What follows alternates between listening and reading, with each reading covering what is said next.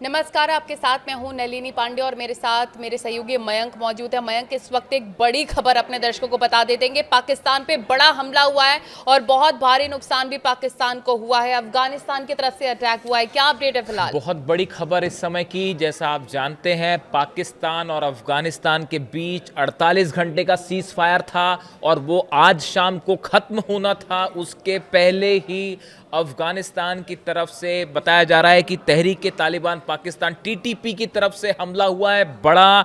और हमले में पाकिस्तान अफगानिस्तान बॉर्डर पे उत्तरी वजीरिस्तान में हमला हुआ और इस हमले में 7 पाकिस्तानी सैनिक मारे गए हैं और 13 जख्मी हो गए हैं। देखिए, बड़ी खबर पाकिस्तान की, जैसा आपने कहा कि बड़ा हमला है, वाकई बहुत बड़ा हमला है। क्या लगता है मैं कि जंग का ऐलान हो चुका है? फिर से जंग शुरू हो चुकी है। सीज फायर तो जो है वो खत्म है, वैसे ही खत्म होना था। 48 घंटे आज का ही टाइम था, वो खत्म होने के पहले ही टीटीपी की तरफ से ही हमला हो गया है। बताया जा रहा है तालिबान की तरफ से हमला है जिसमें 7 पाकिस्तानी सोल्जर्स मारे गए हैं, 13 जख्मी हैं और कैजुअलिटी बढ़ सकती है। अब ये पूरा हमला हुआ कैसे, ये समझना होगा।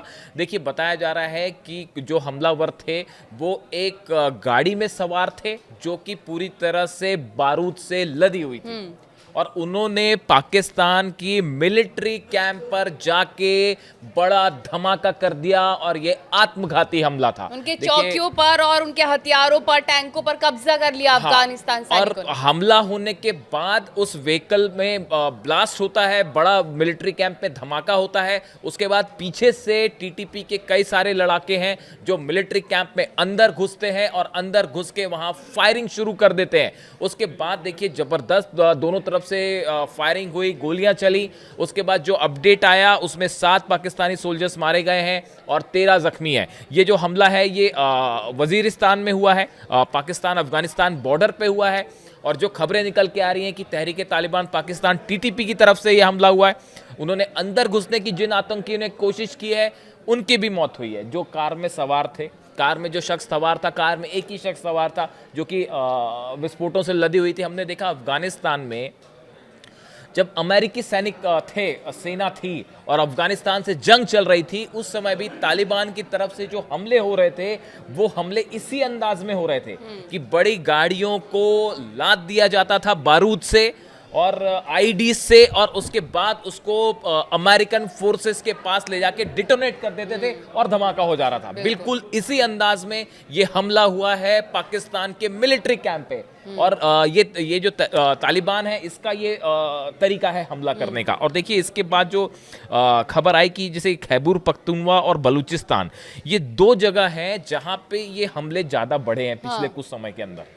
और उसके बाद देखिए, हमने अभी पहले देखा कि जिस तरह से पाकिस्तान ने क्लेम किया कि टीटीपी ने हमले किए, उसके बाद पाकिस्तान ने एयर स्ट्राइक करी, काबुल में धमाके हुए। उसके बाद बदला लेते हुए तालिबान और अफगान फोर्सेस ने हमला किया पाकिस्तान पर और ये दावे हुए कि 58 पाकिस्तानी सोल्जर मारे गए हैं। और उसके बाद जो है ये भी दावा हुआ अफगानिस्तान की तरफ से कि हमने कई पाकिस्तानी सैनिकों को बंधक बना लिया है।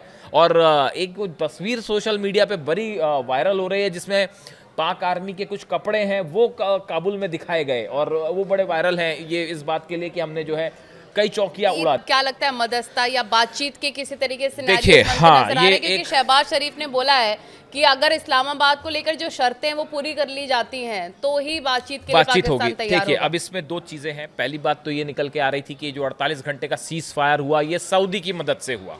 सऊदी ने पाकिस्तान से बात की, अफगानिस्तान से बात की, उसके बाद तालिबान से बात की, उसके बाद ये 48 आवर्स का सीज फायर हुआ था जो कि आज खत्म होना था।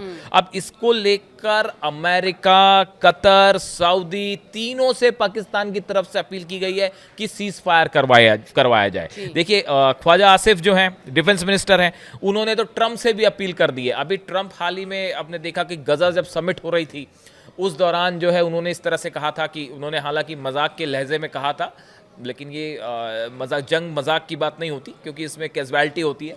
अब तो देखिए ट्रंप ने ये कहा था कि एक और जंग मुझे पता है कि शुरू हो गई है पाकिस्तान और अफगानिस्तान के बीच में, उस पर भी सीज फायर करवा दूंगा, इस तरह की बात उन्होंने कहा था। तो अब ख्वाजा आसिफ जो पाकिस्तान के डिफेंस मिनिस्टर है, उन्होंने ये कहा कि उन्होंने शायद ट्रंप से भी अपील कर दी है कि इस पे इंटरफियर करिए और किसी तरह से अफगान और पाकिस्तान का जंग और इसलिए रुकवाइए। शहबाज शरीफ ने ट्रंप को नॉमिनेट किया था उसके लिए। हाँ, अब देखिए शहबाज को आपने जो बताया वो ठीक बात है। शहबाज शरीफ ने जो है वो ये कहा है कि भाई पाकिस्तान की जो शर्तें हैं वो अफगानिस्तान मान ले, तो यहाँ शर्त मानने की बात तो छोड़िए, वो वहां से हमला ही हो गया। मतलब शहबाज शरीफ तो शर्त रख रहे थे कि भाई आप ये शर्त रखिए तो हम सीज फायर करेंगे। उन्होंने ऐसा जवाब दिया अफगानिस्तान की तरफ से, तालिबान की तरफ से जो करारा जवाब। सोशल मीडिया पर आप जिन तस्वीरों की बातें कर रहे हैं वो भी साफ तौर पर ये बताता है कि पाकिस्तानियों की सैनिकों की पैंट तक उतरवा दी तालिबान लड़ाके ने। अभी खबरें आई पिछले 6-7 दिनों की, अगर आप इसको ध्यान से देखें तो इसमें 2-3 बात बड़ी साफ है।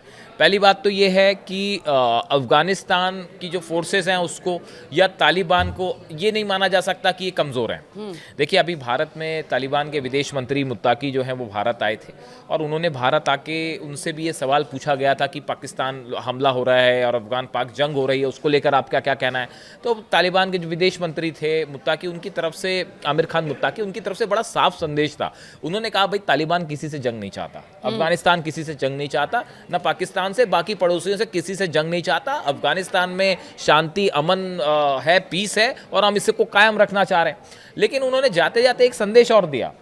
उन्होंने कहा कि देखिए पठान जो होते हैं वो इस बात के लिए फेमस होते हैं, अफगानिस्तान के लोग जो हैं इस बात के लिए बड़े फेमस हैं कि जब दोस्ती निभाते हैं तो पूरी दोस्ती निभाते हैं जी, और जब दुश्मनी निभाते हैं तो फिर दुश्मनी भी जम के निभाते हैं। अभी जो नया डेवलपमेंट है उसके हिसाब से ये जो सीज फायर खत्म होने के ठीक पहले जो हमला हुआ, इस हमले ने एक बार फिर ऐलान जंग कर दिया है। आप देखिए पाकिस्तान इसका जवाब जरूर देना ही होगा। अब ऐसी सिचुएशन में देखिए अफगानिस्तान से जुड़े जो भी मुद्दे होते हैं उसमें जल्दी से कुछ सीज फायर हो जाए या जल्दी से कोई सहमति बन जाए, ऐसा नहीं होता। हमने अक्सर देखा, अगर आप अफगानिस्तान की हिस्ट्री समझ रहे हैं, अगर आप अफगान वॉर को फॉलो करें, पहले रशिया के साथ, उसके बाद अमेरिका के साथ, अब जो तालिबान के विदेश मंत्री भारत आए थे उन्होंने ये बात कही थी कि तमाम मुल्कों ने कोशिश करी अफगानिस्तान की ज़मीन पर कब्जा करने की, लेकिन कोई नहीं कर पाया। और ये हकीकत जो आगे क्या बड़ा सवाल है कि इसमें अब आगे क्या आगे और हमले होने वाले हैं। क्या पाकिस्तान एयर स्ट्राइक करेगा फिर से?